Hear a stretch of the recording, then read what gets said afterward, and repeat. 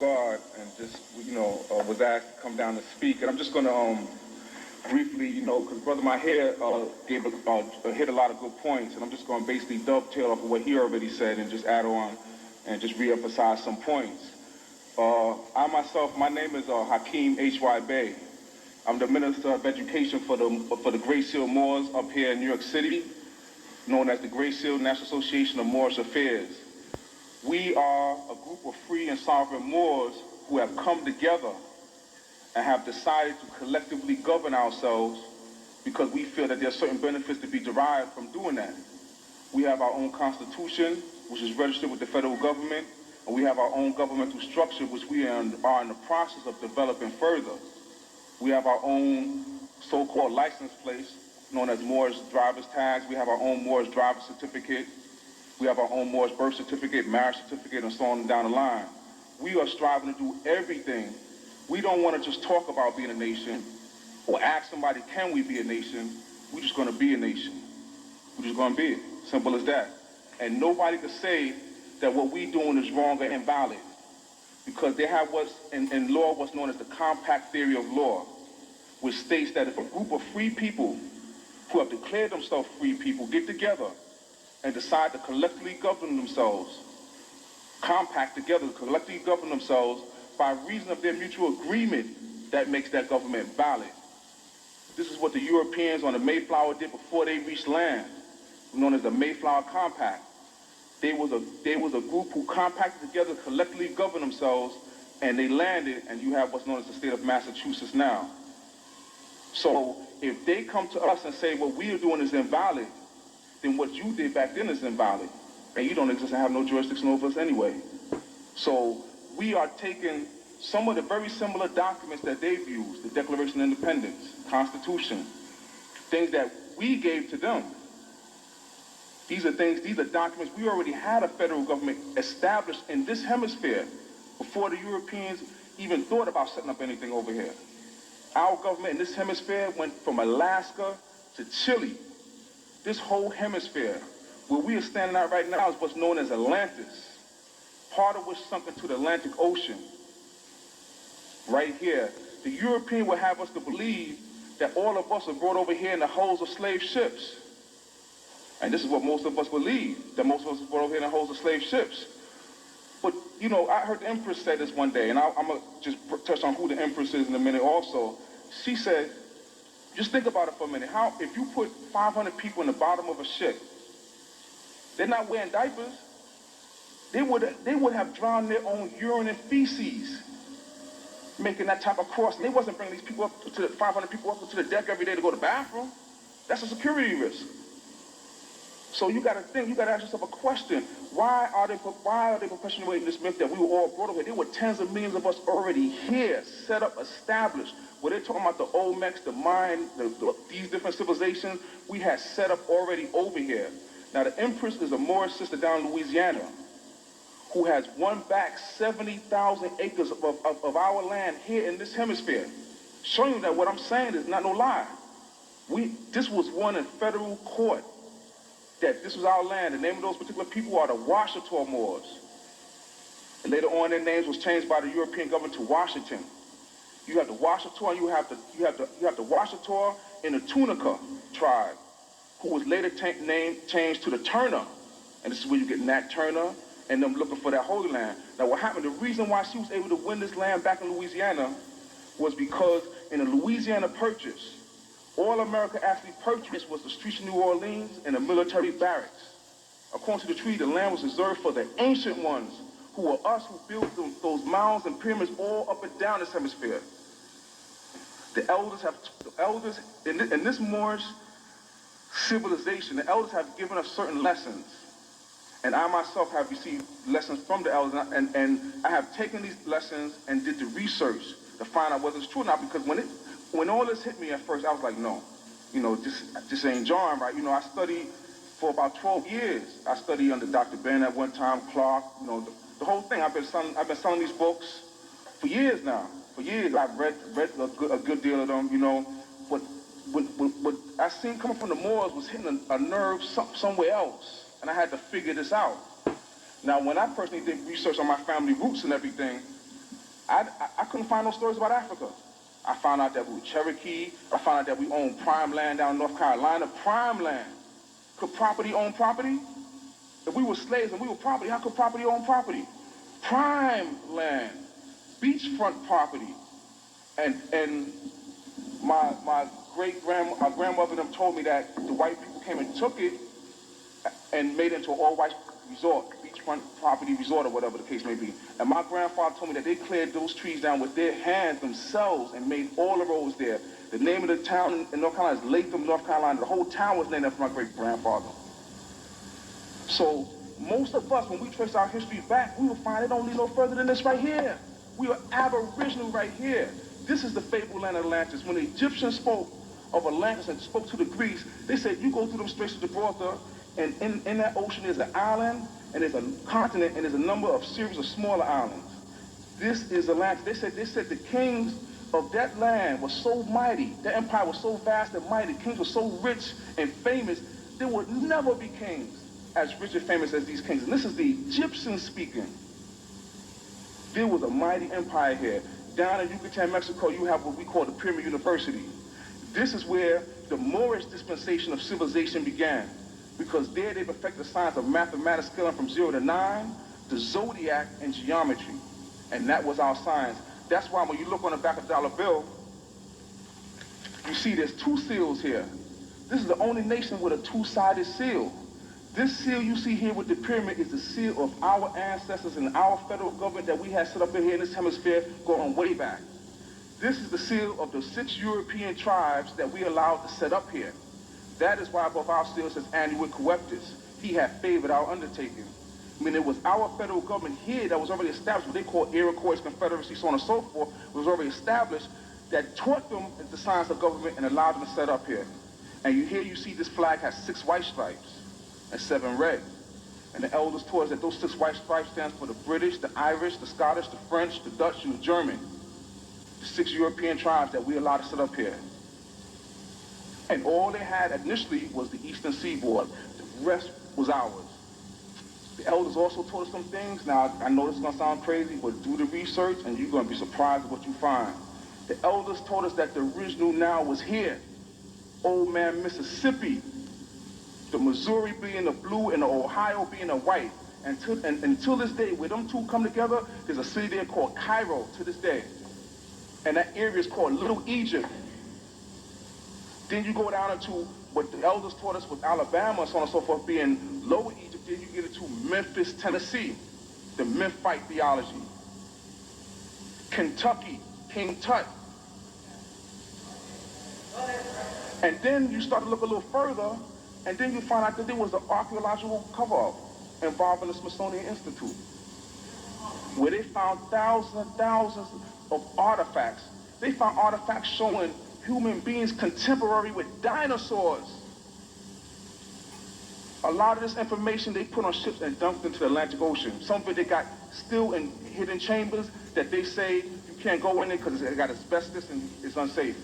There's a part of the Grand Canyon where they have all Egyptian names, Tet, Osiris, Isis, and they got that part blocked off. They said it's too dangerous for the people to go there. To this day, this exists. The elders, I'm just hitting a number of different points because there's so much to this. You know, I've done over 15,000 hours of research. I nearly sleep in libraries. I live in libraries. This is the reason why I started publishing the books I have back there, because I have so much stuff in my library, and it's hard to get, it's hard to find, so I said, let me just make it available. And they're all $3, $4, and $5 to make these bits and pieces available because these are important missing links. The history that we have now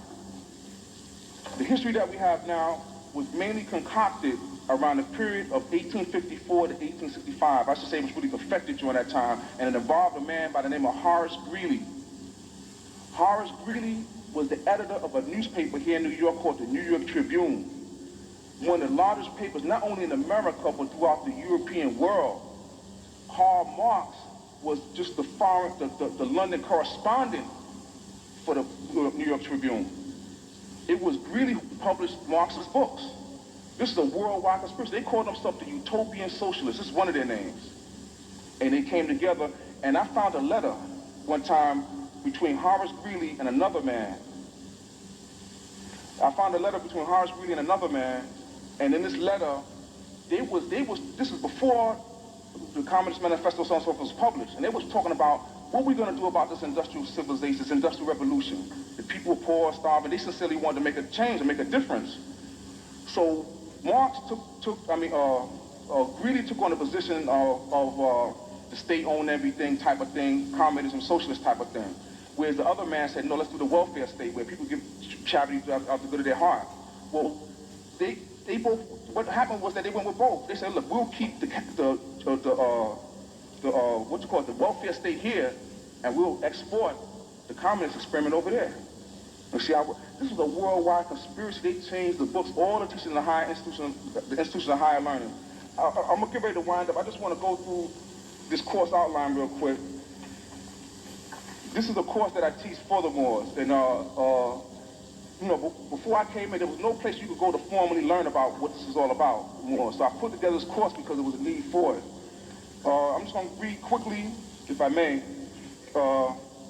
the points on the outline, and I'm going to just leave it at that, and I'll let you know how the course is available. The first lesson is called the Zodiac Key, and that lesson gets into the foundations of what we call Moorish civilization, and how we utilize the zodiac, mathematics and geometry. The lesson is, number 2 is Zodiacus, and that deals with the androgynous woman who were here first and brought the male about. And this was because the woman had to go through a certain types of experiences. She had a desire for new types of experiences, namely of the sexual nature. And this is why males were produced. We're just an exaggeration of a certain parts of the woman's body. The clitoris, the penis, and so on and so forth. There's a lot to this. In this lesson, we even have, we show you the chromosomes. How the woman has 2 X chromosomes, the man has the X and Y chromosome. The Y chromosome is actually a degenerate form of the X chromosome. And we get into it, about the matriarchal and everything, the whole 9. 3, the history of Yaqub. And this deals with the team of, and this is where, connected with the lessons of the Honorable Elijah Muhammad, this shows you where a team of scientists in Yucatan, Mexico, the premier university down there, made the European race through a series of genetic experiments. And it was involving a certain animal known as the Negro, Javero, Arab, chimpanzee. And the combination of these 2, and this is where you get the Sasquatch, this is where you get Darwin's theory of evolution, which is no more than intermediary stages of this experimentation that was taking place. And they made a movie one time called The Owls of Dr. Moreau, where they was experimenting with these type of things. So I'm gonna get ready to wind it on up. Anybody who wants more information with regards to this, we have some flyers in the back, and you can come check out the course and get your nationality card and everything. I thank you for your patience, and I would like to introduce Dr. Delbert Blair, brother whose tapes I have looked at and I've seen him speak before, and I'm honored to be here at this lecture, and I anxiously wait to hear what he has to say. Peace.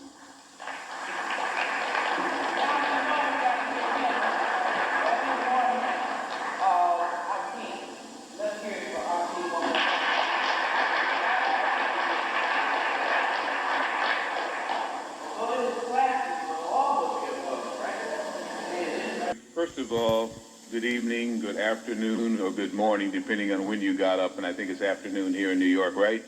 My cities run together, my time runs together. I don't even know. All I know this is a beautiful day the Creator has brought, and I'm very happy to see such beautiful faces.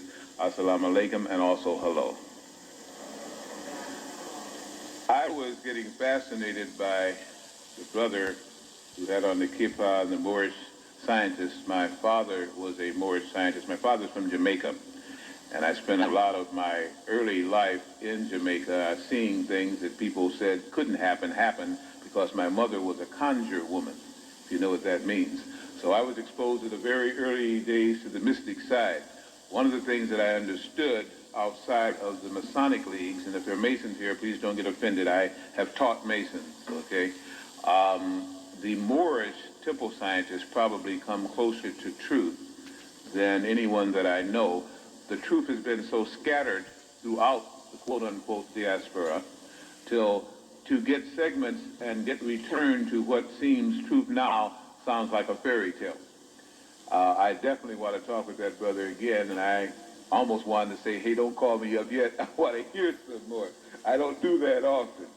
So as far as I'm concerned, in my limited fashion, the brother had a lot of truths, and I find again that the populace of New York has been very blessed It's just that many of them have not taken advantage of their blessings. You have a lot of brain power here. As I always start to do when getting into my presentations, I don't like to call them lectures. Lectures can be boring. I hope none of my presentations are ever boring. If they are, then I need to stop coming here. I try to give a little background as to where I get information from or how I reach certain conclusions before I bombard you with facts and entertain you with the humor that it goes along with my personality. I still I think education should be not so serious, especially if it's enjoyable, and I try to make it do both. So those of you who take notes and are bookworms and are researchers and so on and so forth, not all of this information comes from these books. Some come from pamphlets, some come from other sources, but in the main, again, these are books that will probably bring you the information you're going to hear until it gets to the very heavy psychic part. One is called The Redundant Male. The Redundant Male by Drs. Jeremy Cherfas and Dr. John Gribben and Cherfas. Another book is The Physiological Enigma of Woman. The Physiological Enigma of Woman by Professor Hilton Hotima. Professor Hilton Hotima. Another is The Great Red Dragon. The Great Red Dragon, again by Professor Hilton Hotima. The Sky People. The Sky People. Brinsley Lapoere Trench. Brinsley Lapoere Trench. The Star People. The Star People. One was sky, the next is star. By Brad and Francis Steiger. Brad and Francis Steiger.